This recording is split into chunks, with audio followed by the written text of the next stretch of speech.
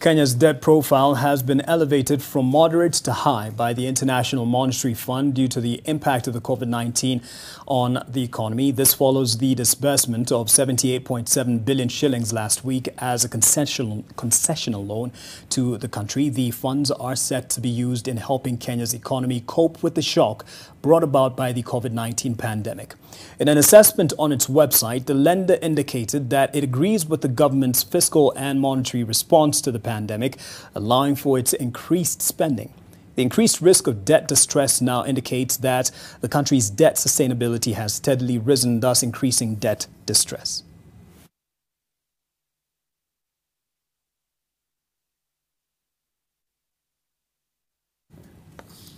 Putting a plate of ugali on the table is said to be more expensive following a pronouncement by millers that they will not be importing maize before the end of this month.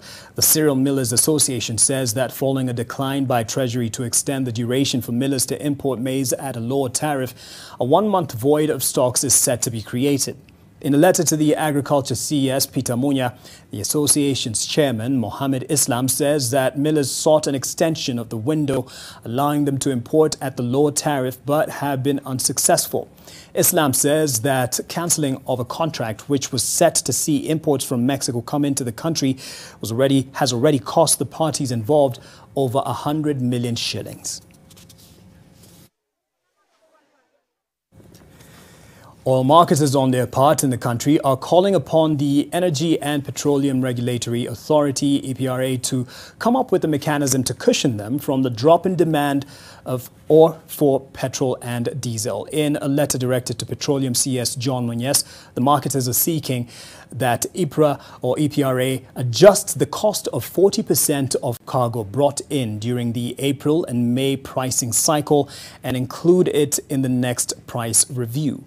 The letter, signed off by Martin Kimani, the chair of the Supply Coordination Committee, also seeks that EPRA excludes the 2 April price fuel in the next review and also craft measures to curb their losses. The move is set to buy marketers time to deplete their stocks before the authority lowers retail prices.